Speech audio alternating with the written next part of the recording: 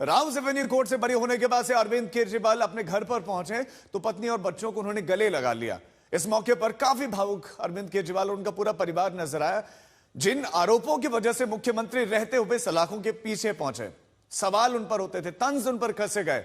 उन्हीं आरोपों में अरविंद केजरीवाल बरी हो गए और मनीष सिसोदिया बरी हो गए। सभी 23 आरोपी जो थे वो सब बरी हो गए। बहुत बड़ी राहत उनके लिए। लेकिन ये दृश्य जब वो आरोपों से बरी हुए सीबीआई मामले में, अब ईडी मामले में, सीबीआई मामले में, तो अरविंद केजरीवाल अपने परिवार से ऐसे मिले, अपनी पत्नी से, अपने बच्चों से कुछ ऐसे मिले हैं। मनीष सिसोदिया आज फिर उनके साथ में दिखाई दिए और सभी को गले उन्होंने लगाया। भावुक कर देने पल अरविंद केजरीवाल के लिए।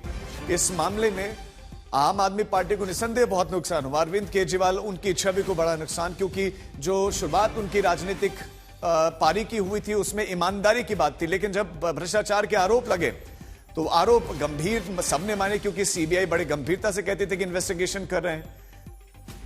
लेकिन 2026 आते आते इस मामले में बरी हो गए अरविंद केजरीवाल, तमाम दूसरे आरोपी। और अब आम आदमी पार्टी, अरविंद केजरीवाल कह रहे हैं कि ये सत्य की जीत हुई है। सुनीता केजरीवाल कह रहे हैं कि सत्य की जीत हुई है। अरविंद केजरीवाल की पत्नी सुनीता केजरीवाल ने कहा, और इस मामले में उनकी ये प्रतिक्रिया आई है, सत्य की जीत हुई है। उन्होंने सच की हमेशा जीत होती है, उन्होंने कहा।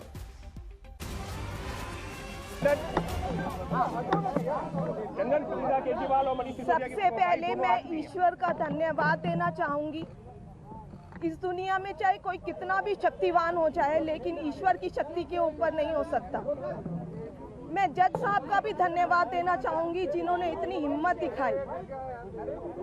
अरविंद जी ने पूरा जीवन ईमानदारी से जिया है और उनका एक ही ध्येय है कि ये देश खूब तरक्की करे।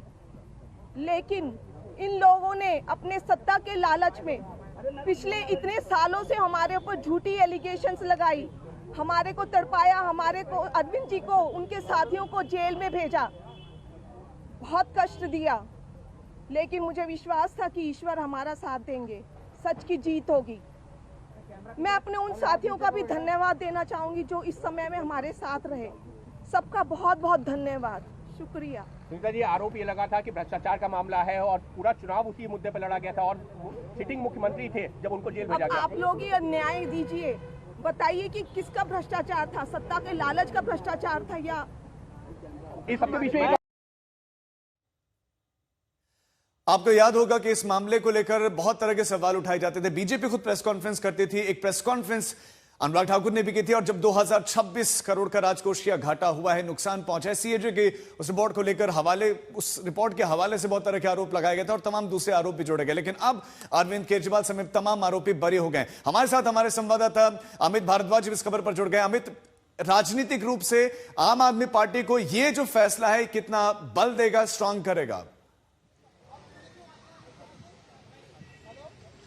राजीव, देखिए, आम आदमी पार्टी की सबसे बड़ी एसेट जो थी वो कट्टर ईमानदार की छवि थी। राष्ट्रवाद और कट्टर ईमानदार की छवि लेकर अरविंद केजरीवाल दिल्ली के बाद पंजाब, गुजरात, गोवा गए और पार्टी का एक्सपेंशन कर रहे थे। लेकिन उसी समय एक्साइज पॉलिसी केस आया जिसने सबसे बड़े एसेट को नुकसान पहुंचाया।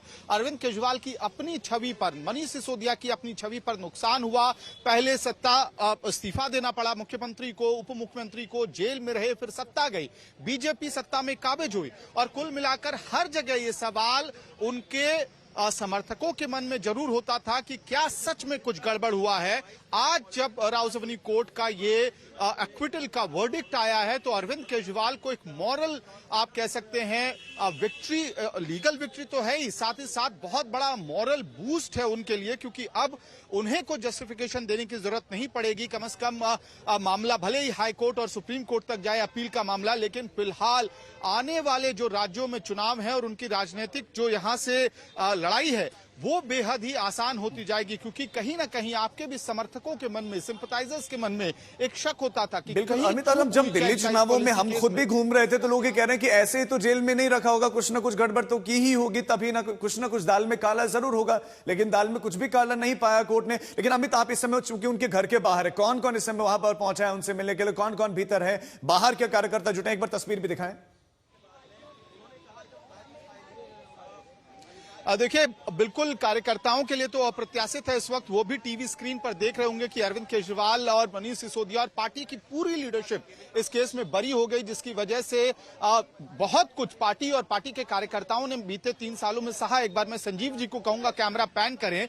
आवास के अंदर 5 फिरोज शाह रोड के अंदर इस वक्त अरविंद केजरीवाल, मनीष सिसोदिया की पत्नी सीमा सिसोदिया, साथ ही सुनीता केजरीवाल और इसके साथ साथ सौरभ भारद्वाज कुछ देर पहले यहाँ पर पहुंचे हैं। पार्टी के बड़े नेताओं को ये कहा गया है कि आप 5 फिरोज शाह रोड पहुंचे, यहाँ एक बैठक होनी है, स्ट्रैटेजी भी तय होनी है, आगे किस तरह से पार्टी पब्लिक के बीच में जाके अपना नैरेटिव सेट करेगी। लेकिन उससे भी बड़ी और अहम खबर, अरविंद केजरीवाल खुद पहली बार इस वर्डिक्ट के आने के बाद जनता के सामने पेश होंगे। 4 बजे शाम में उनकी प्रेस वार्ता है आज, जहां पर वो अपना वर्जन रखेंगे। 4 बजे उनकी प्रेस कॉन्फ्रेंस है। अमित, आप नजर बनाए रखें, आपके पास हम लौटेंगे।